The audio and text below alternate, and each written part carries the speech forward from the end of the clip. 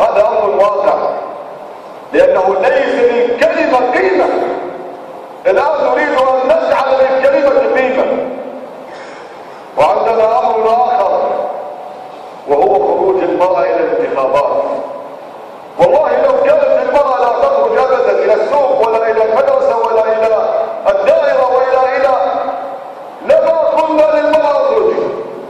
لكن أسألكم بالله، إذا ذهبتم إلى السوق ماذا تجدون؟ الرجال أكثر في السوق أم النساء، وخاصة بعد صلاة العصر إلى بعد الخروج ليس هناك إلا من النساء لا يخرجن، فللصوت قيمته.